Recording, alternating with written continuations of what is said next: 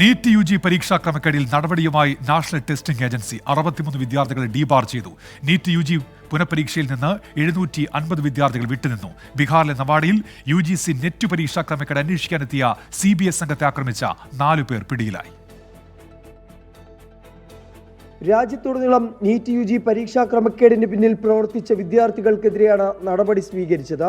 ബീഹാറിലെ 17 വിദ്യാർത്ഥികളും ഗോത്രയിലെ 30 വിദ്യാർത്ഥികളും ഉൾപ്പെടെ രാജ്യത്തെ 63 വിദ്യാർത്ഥികളെ ഡീബാർ ചെയ്തതായാണ് നാഷണൽ ടെസ്റ്റിംഗ് ഏജൻസി അറിയിച്ചത്. ചോദ്യപേപ്പർ ചോർച്ചാ കേസിൽ ഇതുവരെ 13 പേരാണ് സാമ്പത്തിക കുറ്റകൃത്യ വിഭാഗത്തിന്റെ കസ്റ്റഡിയിലുള്ളത്. UGC നെറ്റ് ചോദ്യപേപ്പർ ചോർച്ചാ കേസ് അന്വേഷിക്കാൻ ബീഹാറിലെ നവാഡയിലെത്തിയ CBI സംഘത്തെ ഒരു കൂട്ടർ ആക്രമിച്ചു.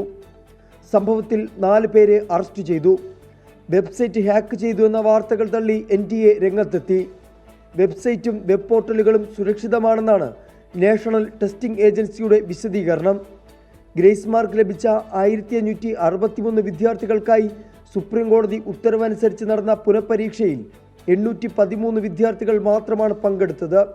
ചണ്ഡീഗഡിലെ സെന്ററിലെ മുഴുവൻ വിദ്യാർത്ഥികളും പരീക്ഷയിൽ നിന്ന് വിട്ടുനിന്നു. നീറ്റ് പരീക്ഷാ ക്രമക്കേട് കേസ് ഏറ്റെടുത്ത CBI അന്വേഷണത്തിനായി പ്രത്യേക സംഘത്തിന് രൂപം നൽകി. പരീക്ഷാ ക്രമക്കേടിൽ കേസുകൾ രജിസ്റ്റർ ചെയ്ത പട്നയിലേക്കും ഗോദ്രയിലേക്കും CBI സംഘങ്ങൾ ഉടൻ തിരിക്കും.